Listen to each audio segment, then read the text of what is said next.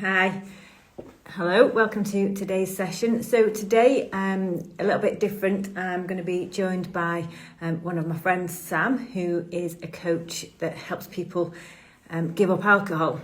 And basically, we're going to be talking about a few different things.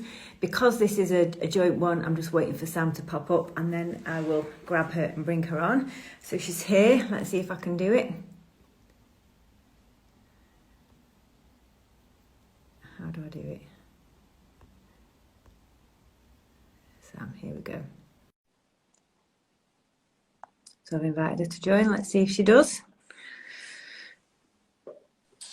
There we are. I'm so proud of myself that I could actually, I actually managed to do that. Yay! How are you? I'm very well, thank you. How are you? I'm very well, thank you. So I was just doing a quick intro to the session. It might be a sort of funny time of the year to talk about not drinking alcohol, and maybe this is something people think about more in the new year. But you know, I sort of find that I end up having quite a lot of conversations with people who do start to feel a little bit of anxiety at Christmas because they feel the pressure to drink and to drink a lot, but at the same time, maybe over the last few months or even a little bit longer, they're starting to feel a little bit more like alcohol's not agreeing with them, or so it sort of starts to have a little bit of conflict about really sort of maybe starting to ask a few questions about themselves as to how they want to think about drinking in the future. So do you want to just give people a bit of an introduction to you and what you do, and then we can just get on with our questions that we've got? Yeah, sure. So yeah, I'm 57 and I gave up drinking 15 months ago. So this is my second Christmas alcohol free. And I have to say, last year was very daunting. Okay. But it was a totally different new experience that it worked out pretty well, really. So I stopped drinking after several years of being sober curious, I'd say. Right. Yeah. But yeah, realizing that it wasn't serving me. I was obviously going through the menopause and tried lots of different ways to feel better. Mm-hmm. And the one thing that has had the biggest impact on me is giving up alcohol. Yeah. Okay. So early this year, I trained as a positive psychology life coach and alcohol-free coach, and so I'm helping women to change their relationship with alcohol. And that's a good place to start, really, because you talked about menopause and how there are differences, aren't there, in terms of how alcohol starts to affect people. I mean, I gave up drinking. I think this is my third Christmas, so I would have been around 49, so well into 48, 49, so well into perimenopause, but I don't think I quite realised at the time, but I'm sure I was. How does alcohol start to affect us differently as we age? Well, we become a lot more sensitive to alcohol as we get older. This is for men and women, because we don't hold as much fluid in our bodies. Oh, right. And so there isn't as much to dilute the alcohol, so it becomes, obviously it's more concentrated in our bodies. So yeah, that's the case for men and women, but the case more so for women, because women tend to hold less water. Okay. All right. I didn't realise that. Yeah. And also, you know, going through the menopause, you've got the classic symptoms of the hot flushes and the night sweats, and alcohol has been linked to an increase in that. And from my point of view, the only time that I experienced night sweats was when I'd had, say, a weekend of drinking every night. Right. I don't know if you had any similar experience. The thing that was for me was just really an increase in anxiety. and that was a big thing for me. And I don't think I certainly didn't relate it to drinking, because my drinking was sort of fairly sort of low level and consistent. But definitely when I stopped, I realised how much what a profound effect it had had on my anxiety levels. And again, I know that's a menopause symptom as well, increased anxiety.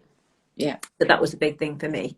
So why do you think giving drinking up is so daunting? You know, because it is you talked about yourself going into Christmas and it being difficult, and it's certainly a hard decision to make, isn't it? It really is. I think there are so many pressures on us these days to join in, and it's how to cope with that, and how to fill the gap. If you're not drinking, what is going to give you that comfort, that social lubricant? You know, alcohol may have become a habit in your life. It could be the thing that you have a glass of wine at the end of every day, or your weekends are kind of bookmarked by, the Friday finishing work, having a couple of drinks. What is going to fill that gap? What's going to give you that treat? And I think so. And going out with friends, or being in with family, everybody else is doing it. If you're not doing it, it's almost that fear of, what's it going to be like? Yeah. And it's probably, for many people, and there's probably years, I probably couldn't remember the last time I would have been out socially and not have had a few drinks, just to, make you feel a little bit more comfortable and relaxed. I can be quite shy, and having a few drinks made the world of difference when you went out. And suddenly you are taking away that crutch, aren't you? Yeah, definitely. Yeah, I'm an introvert, and social situations make me quite nervous. So I often have a drink before going out as well. Yeah.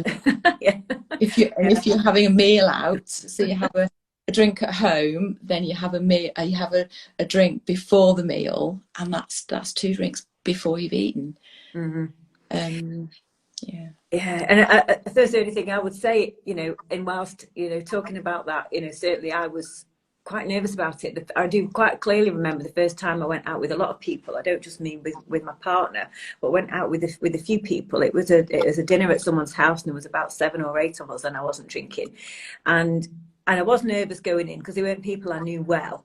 But it was amazing how clear and sort of how, I don't know, it was almost like the sort of the veil had been lifted from the night. I had a real load of clarity, and I was able to really enjoy the night and be really present. So just wanted to mention that, because you talk about the dauntingness, and you make an assumption that you take it away and things will be worse. And we would both sort of identify as being shy or introverts. So you would think for people like us going into social situation without having had that little drink, or knowing that the effects would sort of kick in after being there for 20 minutes or so. I found quite the opposite, and it was actually really, really lovely. I mean, but giving up alcohol is a big thing, and you talked about being sober curious at the beginning, and I do think it's like a process where you start to sort of, a seed gets planted, doesn't it, at some point, and you start to toy with the idea of being able to drink, and almost having these little conversations with yourself about drinking or not drinking or cutting down. And you can have this, for me it was probably a 6 or 8 month conversation of going backwards and forwards and deciding what to do. And I think it's a big step to think about. I think you have to feel that drinking is a problem to you for some reason, either in terms of the habit or the reliance on it, or just it's not agreeing with you anymore. And that's certainly, we've got sort of different experiences, but that would be the context around which we probably both came to sort of our sort of alcohol-free journeys. But a part of that, there is an inevitable question: is, can I, instead of just sort of facing that fully daunting give up, be the only one out of my friends, or the only one of my, with your partner where they drink and you don't. What's your thoughts on whether people can actually cut down? Because that can seem to be the easier thing, can't it? To just reduce and therefore do less harm, have less hangovers, have less anxiety or less hot sweats or whatever it is. What's the thought? What's your view about that? I think some people can do that. They seem to be able to just decide they're going to cut down, and they can. I think it depends on your history of alcohol intake, and the habits that you've formed. And there is a fine line between moderation and excess. We know that 14 units is the recommended level for a woman a week, Which is probably what, 5 or 6 glasses of wine? Yeah. Put you on the spot there with your maths. Depending on how much alcohol is in, what percentage it is, and what's whether you measure the glass. Yeah, exactly, because glasses have got bigger, haven't they? Yeah. And the World Health Organization defines binge drinking as more than 6 units in a session. Right. Which isn't a lot, really. Well, it's not, is it? Because it's probably not even half a bottle of wine, that. No, it's not.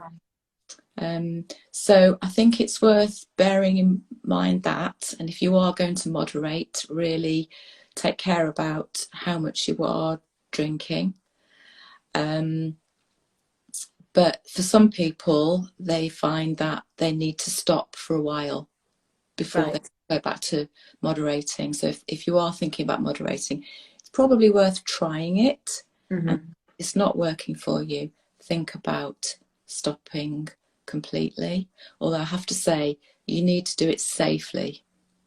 Right. So if you are a heavier drinker, you can't always just cut down, can you? Exactly. Yeah.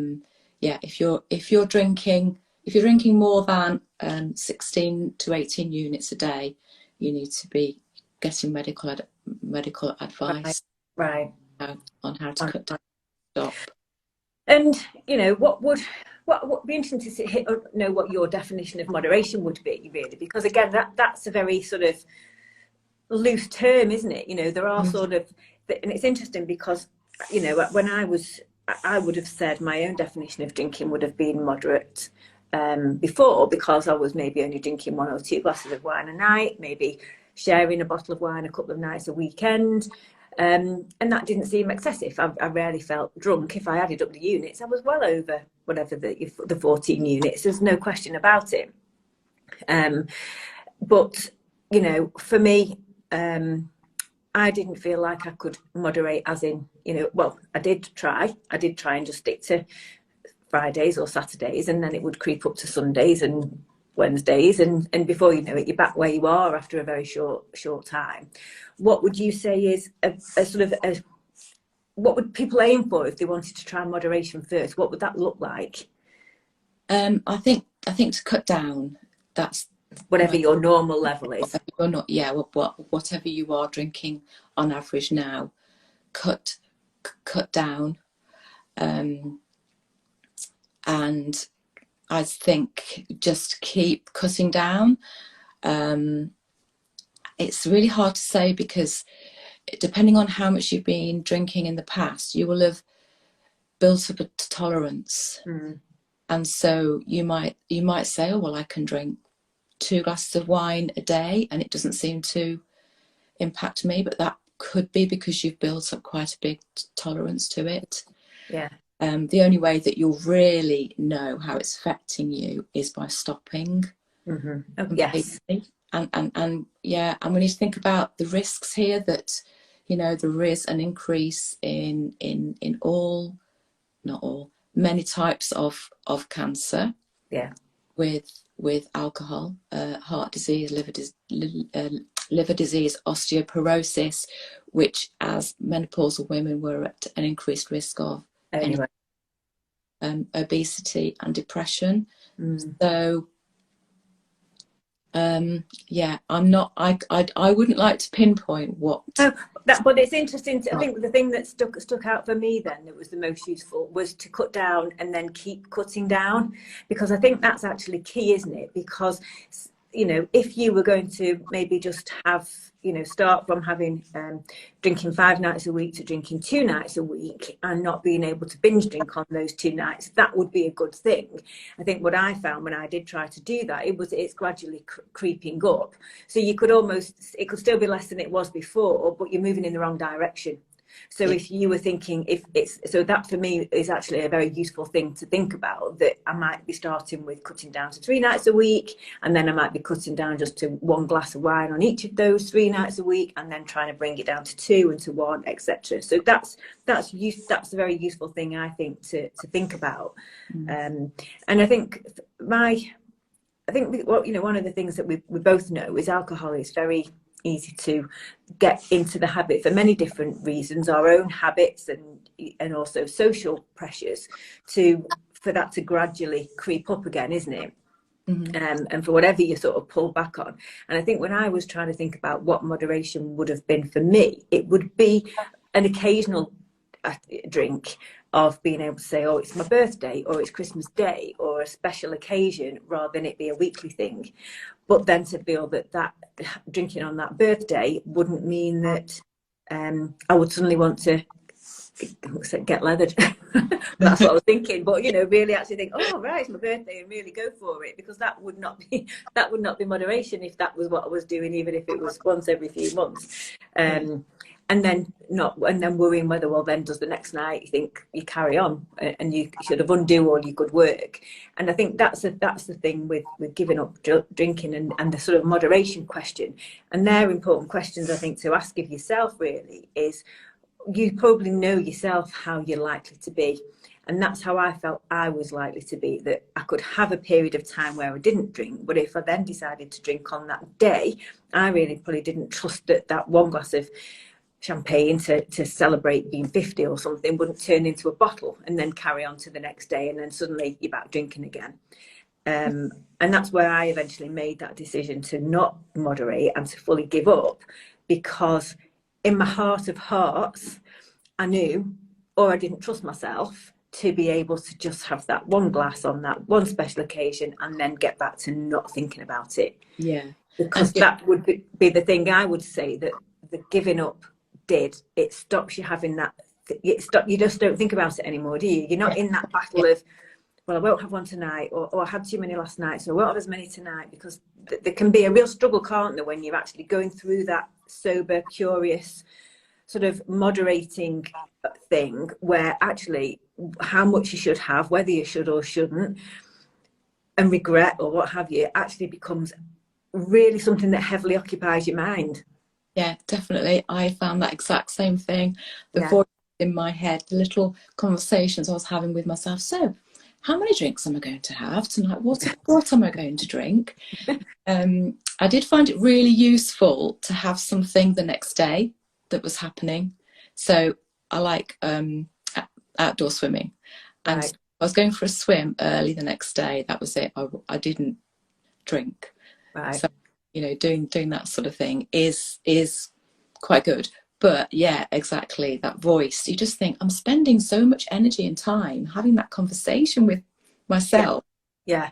What happens if I just stop? You just let that go, don't you? And suddenly you're thinking, I don't have to think about this anymore. And that's a nice feeling. And I think I don't think we talk about that very much when we're talking about drinking. We talk about the health effects. We talk about whether we've got a healthy use of it or not, but we don't talk about maybe the headspace it occupies. And I think that's probably what contributed to the anxiety from my point of view, was because having this guilt, this worry, this discomfort with it was really just on a loop in my head that was actually really unpleasant to have to live with.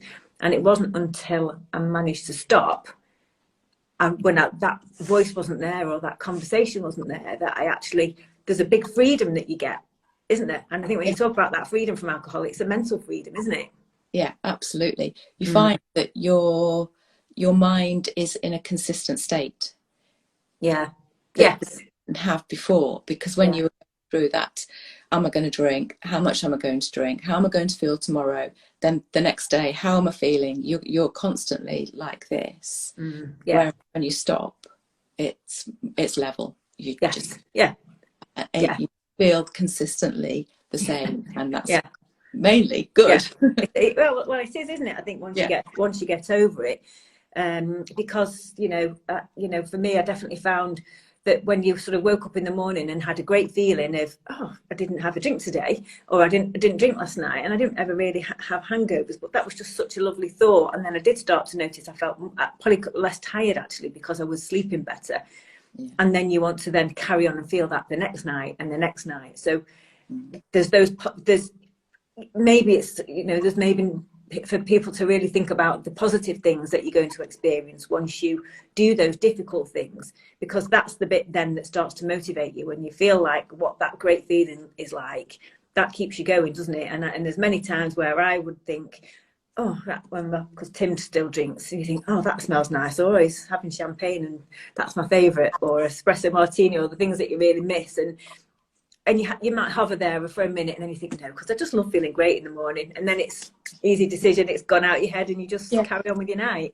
That's it, playing it forward. Yes. Just stopping. Now, I will sometimes, because my partner still drinks, and I will sometimes have a little sniff of his wine, and I have been known to have a little tiny sip as well.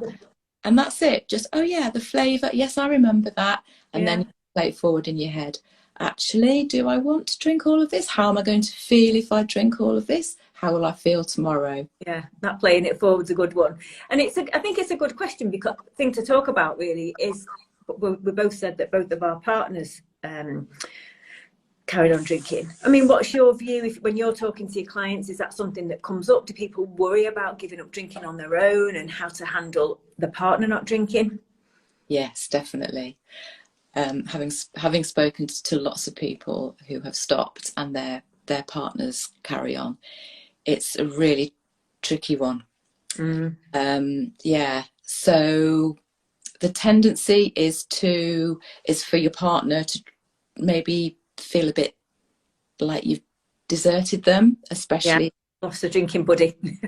For us, we were both drinkers, we liked a drink, and so they've lost their buddy, but also at the same time you want them to know what it's like if you stop.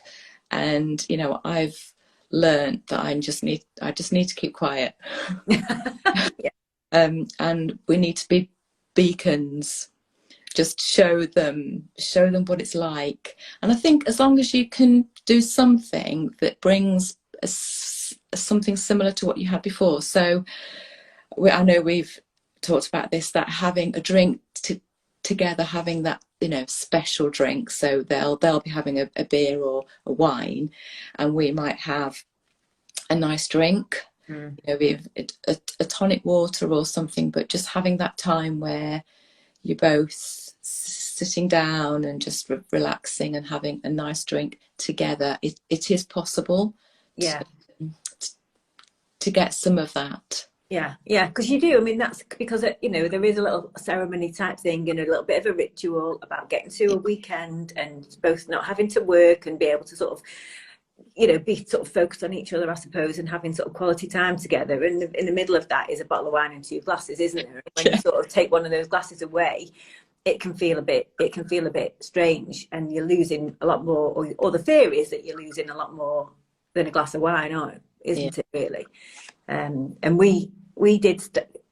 Tim still drinks. I decided to just not nag him, not try and make him join me, just because it was something for me. And we would still go out to the pub, and I would drive. Now that being able to go to drive in this weather, it's just a brilliant thing to be able to drive. And there are plenty of alcohol-free beers actually, and that was the thing I would have. And we would still go out and enjoy having a glass of wine, he would have whatever he had, and I would have a beer, and you'd still go out and have that time together. Or like you say, do the same, find a way of sort of recreating that at home. I think what I found I needed was to have a nice grown-up nice glass. Yes, definitely. I don't know why, but you don't want to have, you don't want, at the beginning, you don't want to have just a normal water glass or something that would have a kid's drink like Coke or pop in it. You feel like you want to have some very sophisticated glass, and that was probably part of the ceremony for me, to just have something nice in a wine glass again, and maybe something to go with it, or some nibbles or something like that, just to maybe add something else into it that just created that little ritual or occasion. I agree, and I think that's something restaurants could learn. That Yeah. when you want sparkling water, if you're not drinking wine, give us just the sparkling water in a wine glass. Yes. Yeah. So it just feels a bit special. It does. I went for a really lovely meal when we were on holiday. I'd never been to a Michelin star restaurant before, and we went to one. And when we were in Croatia, and Tim had this different wine with every meal, and I asked for this. They had cocktails and non-alcoholic ones, and I asked for one, and it came in this enormous tumbler that I could almost had to lift with two hands, and it was like a giant drink full of ice, and it was just felt like I was 10, and it just wasn't what I was really disappointed that I didn't have. Should have had some like crystal cocktail glass or something like this. Some very elegant concoction in it, but it was a big tumbler. So what sort of having an alternative to drink is a good thing, and I don't find like I need that anymore. I'm quite sound really boring. I'm quite happy to have a cup of tea. I really don't mind, but it probably took me, I don't know, maybe 18 months to get away from feeling I had to have something instead. And I still do now and again. It's not that I never do, but what things do you find work well for people? Sparkling water, as I said, I think is an easy one, especially with a meal, because a lot of alcohol-free drinks, whether they're soft drinks or specifically alcohol-free, they have quite a lot of flavour in and sugar in.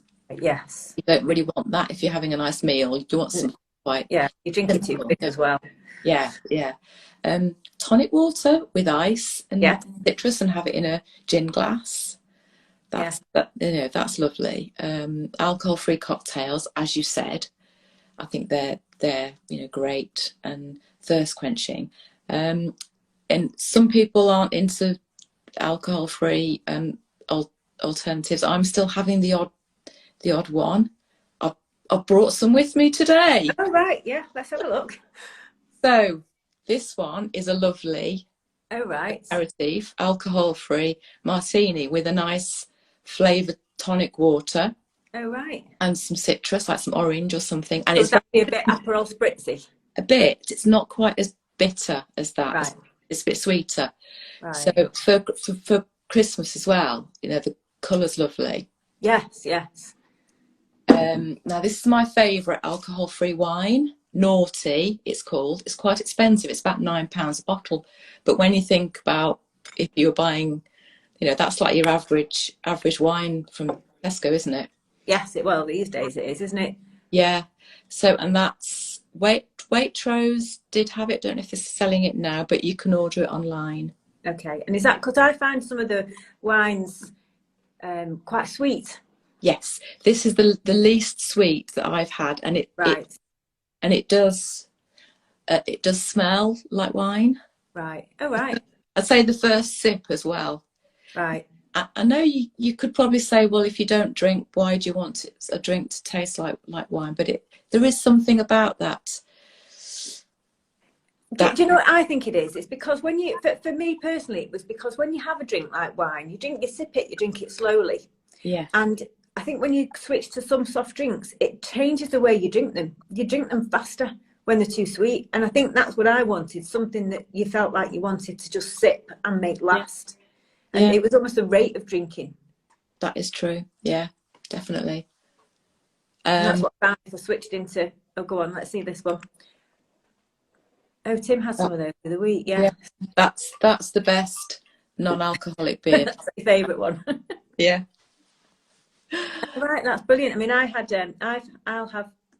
enjoy the beer, like the Peroni, do an alcohol-free one. Someone who a friend of mine who cut right down and was very comfortable cutting down had said she drank Aperol. Is it Aperol? So it's like the martini one, but using an alcohol-free Prosecco.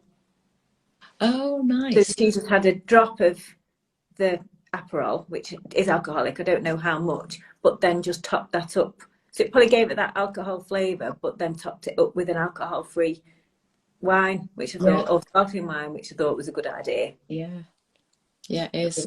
Yeah. And have you tried any? Because I tried a seedlip gin. I was surprised how expensive they were, and I found it quite unpleasant. I wasn't very impressed with that. Yeah, I've got the spice one, and yeah, Right. very keen on that. Although I have seen them advertise it as an espresso martini, Oh, right. so I'm interested to try it too. Right. I mean, it's good to see that there's so many coming online. So there are things to try. I suppose you just have to try a few different things and see, and be prepared to experiment and find. You're not going to find the thing that works for you, are you, in one go? You No. probably have to be prepared to just have a little bit of experimentation. Yeah. One of the things I've tried a few times was kombucha, and I think that's nice. And Yes. it felt quite nice to me to think I could have, because again they're quite dry and not sweet, and it felt quite nice to replace something that was not good for you but very nice with. There's quite a lot of high end kombucha type things that, and I say high end because they're not necessarily cheap. They're quite expensive. You get things that have got the CBD in and things like that that can almost have these little health benefits. And I thought it felt quite nice to go from an unhealthy drink to actually splashing out a little bit on something that you would drink a small amount of that actually was doing you good. Yeah, So there absolutely. was a few things that tick that box as well. The So sparkling is a bit special, isn't it? yes, that's right. So where would people find you? Just, I mean, I'm going to, with this video now, it's recorded, I'll post it on online and stuff and send details. But if people wanted to get in touch with you after this and just find out more about what you're doing and some of the things that you've got on, just give us a bit of a background about that. Yeah, well, the best way to find me is on Instagram, Sam J Parkinson. If they link through to my bio, there'll be my link tree there. Mm-hmm. On there, there'll be a link to my Facebook profile and my Facebook groups as well. So you've got, are they paid for groups? Are they free groups? At the moment, free groups. Yeah. Okay. So what sort of things are you doing on there then that people can get involved with or find out about? Yeah, so I've got a Women Like Us group that's just started, where just offering women our sort of age, inspiration, motivation, support in all areas of life. It's a way to sort of practice some group coaching with people. And then I've got Alcohol Free Manchester as well. So I'll be growing that, and I'm doing an alcohol free, dry January challenge as well. So I'll be. And when does that start? Does that start on the 1st? That's the 1st of January. So it's right straight in. Yeah. I always never knew whether to stop at midnight or not, or whether it yeah, or it didn't matter. So, and that will just be a little challenge, will it be, or a sort of support to just support? So yes, it's going to be coaching and support and accountability. There'll be a one-to-one coaching session in it, weekly group coaching, and daily posts into a Facebook group. Yeah, that accountability is massive, isn't it? I think that just makes a difference. If you're trying to do things on your own, nobody cares if you do, or nobody cares if you do it or don't do it, and it's too easy to let yourself off the hook. So I think, and that's how I managed to sort of give up. I did have to be in a group and have that accountability and have that support from other people, actually, so you didn't feel like you were just getting up and doing something hard on your own, really. Definitely. I mean, it was being involved with other people. Yeah. That inspired me. Yeah. I think I agree. I think that's really important. Well, good luck with it. Well, I'm sure we'll speak again in the new year. Thanks very much for joining today. When I do this, I'll post all of those links for people to pick up. So have a lovely Christmas, Sam. Thank you. And you guys. Christmas. I'll see you soon. All right, bye. Bye.